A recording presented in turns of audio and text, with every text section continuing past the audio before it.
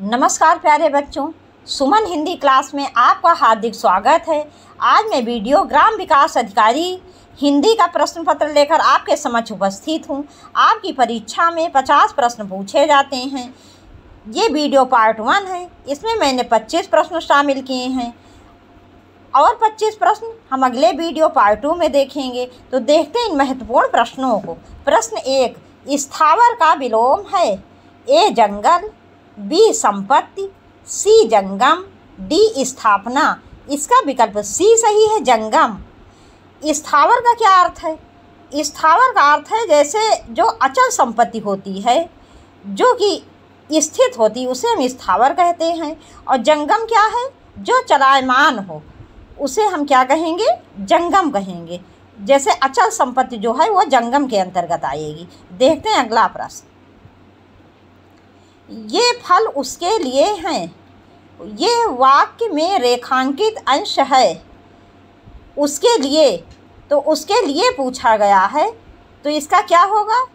ए अन्य पुरुष एक वचन संप्रदान, बी मध्यम पुरुष बहुवचन कर्ता, सी मध्यम पुरुष एक वचन संप्रदान, डी उत्तम पुरुष एक वचन संप्रदान। इसका विकल्प ए सही है, अन्य पुरुष एक वचन संप्रदान। देखो बेटा, ये पुरुषवाचक सर्वनाम के 3 भेद होते हैं। उत्तम पुरुषवाचक, जिसमें मैं और हम आता है, मैं एक वचन, हम बहुवचन। मध्यम पुरुषवाचक, तू तुम, तू एक वचन, तुम बहुवचन। अन्य पुरुषवाचक, ये वो, ये वह, ये वो एक वचन, ये वह बहुवचन। तो ये आया है, इसलिए ये अन्य पुरुषवाचक सर्वनाम है और एक वचन है। दूसरे के लिए कौन से परसर का चिन्ह कारक है? संप्रदान का। जहाँ पर किसी के लिए कोई कार्य किया जाता है वहाँ संप्रदान कारक होता है, इसलिए यहाँ पर अन्य पुरुष एक वचन संप्रदान कारक है। देखते हैं अगला प्रश्न। सव्यसाची शब्द के लिए एक वाक्य है। ए सदा सत्य बोलने वाला, बी बाएं हाथ से कार्य करने वाला, सी जिसने बहुत कुछ सुना हो, डी अपनी इच्छा के अनुसार आचरण। इसका विकल्प बी सही है, बाएं हाथ से कार्य करने वाला। यहाँ पर ये मात्रा नहीं रहेगी, यहाँ पर ए इसी तरह रहेगा, इसके ऊपर चंद्र बिंदु रहेगी बाएं पर। तो बाएं हाथ से जो व्यक्ति कार्य करते हैं उन्हें क्या कहते हैं? सव्यसाची। देखते हैं अगला प्रश्न। सियार का तत्सम शब्द है। ए श्रृंगार, बी स्यार, सी स्यालक, डी श्रृंगाल। इसका विकल्प डी सही है, श्रृंगाल। बच्चों, सियार का तत्सम होता है श्रृंगाल, लेकिन ये जो 2 लाइन बनी तो एक लाइन इसमें से नहीं रहेगी। ये री इसी प्रकार से लगा रहेगा, एक लाइन इसमें से नहीं रहेगी श्री में, और पूरा इसी तरह से लिखा जाएगा श्रृंगाल। जैसे श्रृंगाल लिखा जाता है उसी तरह श्रृंगाल भी लिखा जाता है। बस अंतर ये है, श्रृंगाल में रा रहता है और श्रृंगाल में ला रहता है। तो सियार का तत्सम है श्रृंगाल। देखते हैं अगला प्रश्न। इनमें से किस वाक्य में पूर्वकालिक क्रिया का प्रयोग हुआ है? ए लड़का बेहोश हो गया, ये तो सरल वाक्य है। विद्यार्थी पढ़ेंगे तो पास होंगे, ये तो संकेतवाचक है।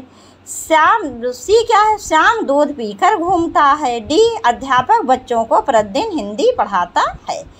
ये क्या है? ये है कर्मवाच, वो सॉरी सकर्मक क्रिया जो है, ये है सकर्मक क्रिया। डी क्या है? डी है सकर्मक क्रिया। तो इसका विकल्प सी सही होगा, श्याम दूध पीकर घूमता है। पूर्वकालिक क्रिया वहाँ होती है जहाँ एक कार्य को समाप्त करके दूसरा कार्य आरंभ किया जाता है। तो श्याम पहले दूध पीता है फिर घूमता है, इसलिए इसका विकल्प सी सही है। देखते हैं अगला प्रश्न। निम्नलिखित में से कौन से शब्द अपने विभाजन के पश्चात अन्य अर्थ में प्रचलित हो जाते हैं? ए सार्थक, बी योग रूढ़, सी रूढ़, डी यौगिक। इसका विकल्प बी सही है, योग रूढ़। योग रूढ़ शब्द में दोनों पदों में से दोनों पद का मुख्य अर्थ ना निकल के एक तीसरा अर्थ निकलता है, अर्थात अपने विभाजन के पश्चात वो एक अन्य अर्थ में प्रचलित हो जाते हैं। जैसे कि दशानन, 10 है आनन जिसके, अर्थात रावण। यौगिक शब्द कहाँ होता है? यौगिक शब्द वहाँ होता है जहाँ एक शब्द को दो खंडों में जब हम विभाजित करते हैं दोनों का सार्थक अर्थ निकलता है। रूढ़ शब्द वे होते हैं जिनके टुकड़े करने पर कोई भी सार्थक अर्थ नहीं निकलता। देखते हैं अगला प्रश्न।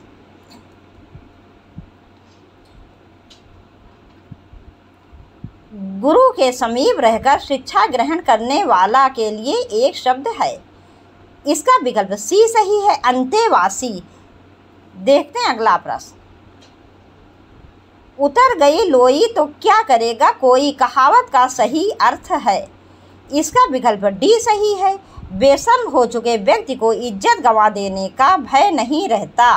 देखते हैं अगला प्रश्न। कृदंत प्रत्यय किसके साथ जुड़ते हैं, इसका विकल्प सी सही है, धातु। धातु प्लस ना बराबर क्रिया। किसी भी मूल शब्द को क्या कहते हैं? मूल क्रिया का जो मूल रूप होता है, क्रिया किसे कहते हैं? जहाँ जिस शब्द से किसी भी कार्य का करना या होना पाया जाता है उसे क्रिया कहते हैं। क्रिया के मूल रूप को धातु कहते हैं। और धातु प्लस ना बराबर क्रिया, जैसे पढ़, लिख, चल, खा। जैसे पढ़ प्लस ना बराबर पढ़ना, ये क्रिया हो गई। चल क्या है? धातु है, प्लस ना बराबर क्रिया हो गई, चलना।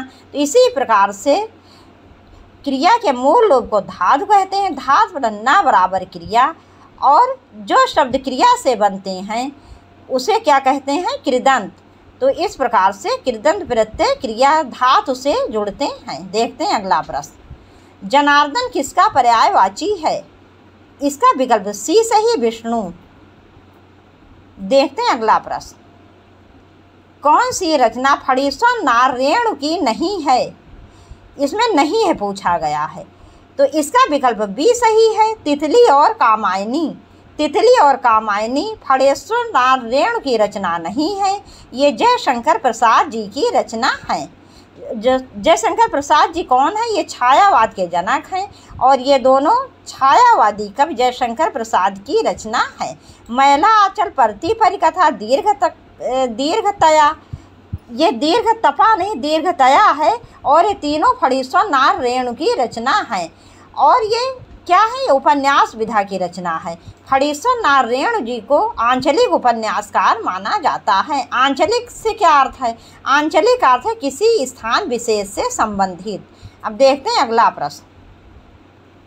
प्रेमचंद के बचपन का नाम क्या है, इसका विकल्प ए सही है, धनपत राय। प्रेमचंद के बचपन का नाम धनपत राय था और उर्दू में ये नवाब राय के नाम से ये मतलब रचना, जो कोई भी रचना करते थे ये किसके नाम से करते थे? नवाब राय के नाम से। तो प्रेमचंद जी के बचपन का नाम था धनपत राय, इसका विकल्प ए सही है। और उर्दू में ये नवाब राय के नाम से रचना करते थे। देखते हैं अगला प्रश्न।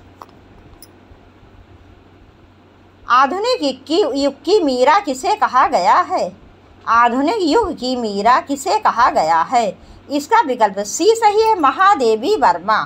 अब देखते हैं अगला प्रश्न।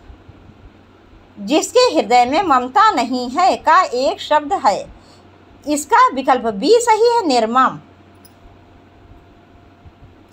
देखते हैं अगला प्रश्न। गंगा का पर्यायवाची शब्द है, इसका विकल्प बी सही है, मंदाकिनी। कालिंदी यमुना का पर्यायवाची है।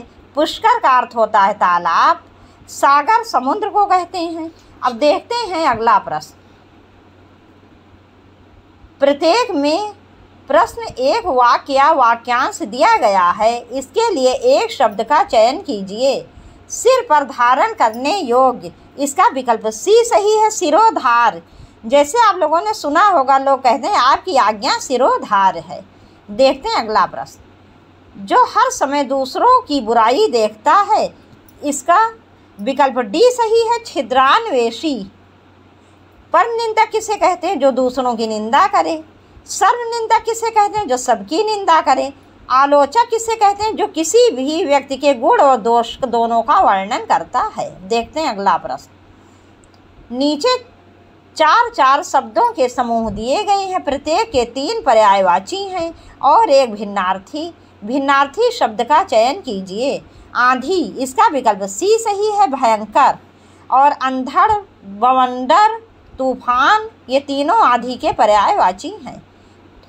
तरु, इसका जो है विकल्प बी सही है। तड़ाक तरु का नहीं, यह तालाब का पर्यायवाची है। और बिटप, पादप, द्रुम ये तीनों तरु के पर्यायवाची हैं। प्रश्न 20, नीचे दिए गए शब्दों में से किसकी वर्तनी शुद्ध है? इसका विकल्प ए सही है, जागृत। बच्चों, अगर हम जागृत लिखेंगे तो उसमें रा लगेगा, वो जागृत होता है। और जागृत में नीचे री लगा है। अंतर्धान में आधा धा नहीं रहेगा, अंतर्धान पूरा धा रहेगा और या नहीं रहेगा।